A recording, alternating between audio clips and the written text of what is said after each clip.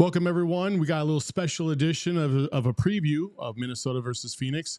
Joining me is obviously the stat guy, Gerald Bourguet. He's live from Minnesota. Gerald, how's it going?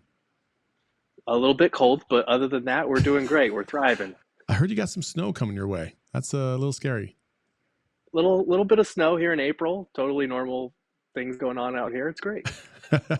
Well, speaking of cold, the Timberwolves have been cold in the first quarters, in the first half, and maybe the whole game against the Suns.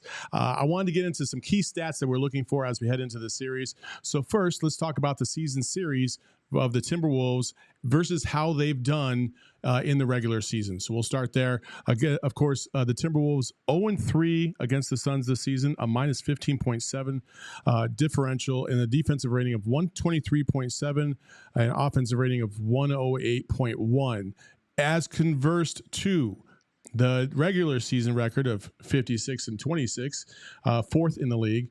And then also they have a point differential of 6.5 plus 6.5, defensive rating 108.4, which is first in the league, and an offensive rating of 114.8, which was 17th in the league. Gerald, those numbers, what stands out to you the most about those percentages? It's crazy, man. The Timberwolves have been a 56-win team, a great team all season long, but against the Suns, this is their worst possible first-round matchup of not just the West, but anyone in the league. You know, the Suns' point differential against the Wolves is more than double the next closest Wolves opponent from this season. They've just had their way with them in these three matchups. I think two of the three have been Minnesota's worst defensive performances of the season on a per possession basis.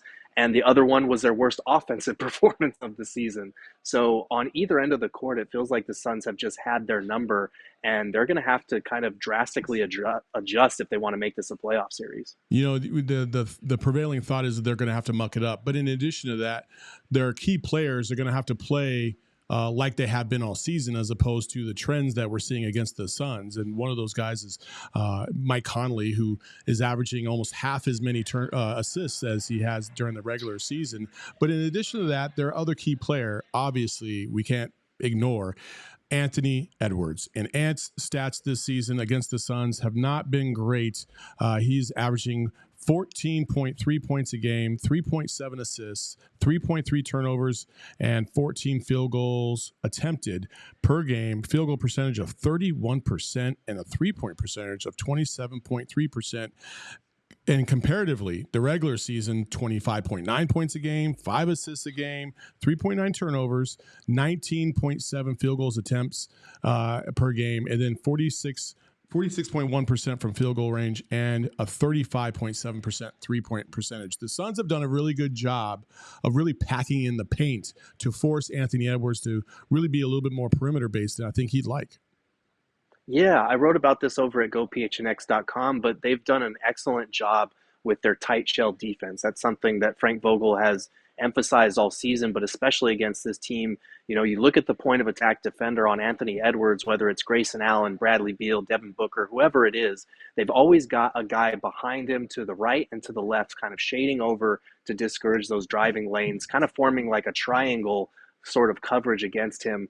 And it's incredible how the Suns have been able to still protect the three-point line, because the Wolves are a top three team in three-point percentage. They don't take a ton of threes, but the Suns have done a great job of shading over, discouraging those driving lines by showing a crowd, and then retreating back out to shooters to cover the three-point line. So that's going to be key for them in this series. I don't think you're going to bottle up a guy who's probably going to be all NBA this year for an entire 4 to 7 games.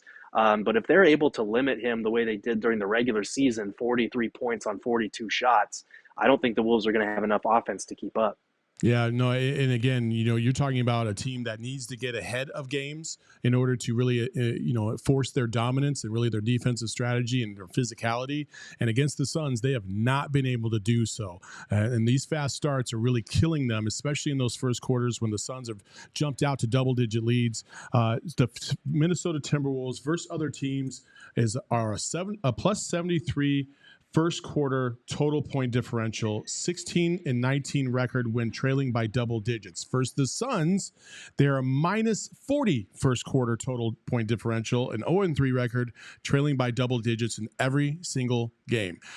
That's the kind of start that will prevent the Minnesota Timberwolves from from even coming close to winning this series. In my estimation, Gerald, I think that they have to come out in game one and they have to establish themselves. They have to play the way they've been playing all season, and they got to force the Suns to be uncomfortable. But with Bradley Beal, Kevin Durant, and Devin Booker, I doubt that's going to happen. Yeah, it's going to be interesting because game one, they've got to throw their best punch. I think this is the first time that they've hosted a game one in a playoff series since 2004. So you know that place is going to be loud, and you know that they understand they have to get off to a better start with the fact that, they've been outscored by 47 points in these three matchups, and 40 of those points have come in the first quarter. So, you could say that a lot after that first quarter has just been garbage time because they've been up so big.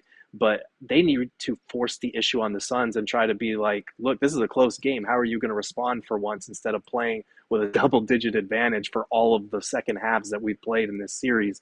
I'm fascinated by that and how the Suns will respond if the Wolves are able to throw that first punch at home. Yeah, this series is kind of flipped on its head because all season long the Suns have been turnover prone. They have not been able to really handle the ball as well as you think they should with three premier players like that. And the Timberwolves have forced a lot of teams into a lot of turnovers, except for the fact that when they play each other, those scripts are completely flipped. Let's talk about those turnovers. The Timberwolves average 14.2 turnovers per game, and they also get 17 points per game off of turnovers. All right. So points off of turnovers at 17. During the regular season against the Suns, they averaged 16.3 turnovers. So they're turning it over a little bit more, and they're only getting 14 points off of turnovers per game. Now, conversely, the Suns during the regular season, 14.9, and points off of turnovers, 15.8. When you go to when they play the Timberwolves, they get better. They control the ball a little bit better at 13.3 per game, and their points off of turnovers incredibly increases to 24.3. That is an insane jump versus where they were during the regular season versus what they are versus Minnesota. If those trends continue, it just seems like every single number is working against the Minnesota Timberwolves. Yeah, it's bizarre because the Wolves have been one of the best teams in the league in terms of forcing turnovers, in terms of turning those turnovers into points. They're not a great fast break team, but they do capitalize on a lot of the turnovers that they create.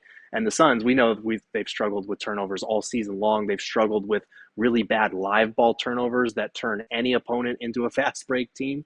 So in this series in particular against the Wolves' longer elite perimeter defenders, they've got to continue to execute the way that they have, avoid turning the ball over, avoid turning the 29th ranked transition team into a fast break team for easy points, because if they can take those opportunities away and make it a half court game against the Timberwolves, I don't know that they have the offense to keep up. And even with their elite defense, I don't know that they'll be able to slow down the Suns just because of those four shooters that they'll have out there. Yeah, I mean, a plethora of weapons, especially if you have Grayson Allen hitting at the clip that he has typically hit at against the Timberwolves. He's had some of his best games against the Timberwolves this season. And if you go back to that November matchup where he hit 8 threes in that game, that was the first time this season where he just exploded from three. And he's played really well. Royce O'Neal, same thing. If these guys are the type of guys that show up in the playoffs, in addition to Eric Gordon, then the Timberwolves are in for it rather heavily. We won't make any predictions here. You can go to our PHNX Suns show and see our predictions for this series, or you can read all of Gerald's articles at gophnx.com. There is a plethora of articles out there, and he's continuing to grind all day, every day. There's one number that I'm sure in terms of Minnesota that Gerald would like to see warm up, and that is the temperature. What's it, like 35 degrees up there? Yeah, we're in the 30s over here. Just a casual 60-degree difference. It's fine. Oh, man. Enjoy Minnesota. We'll see you when you come back here, and we'll see you tomorrow for game one live from Minnesota. Until next time, peace.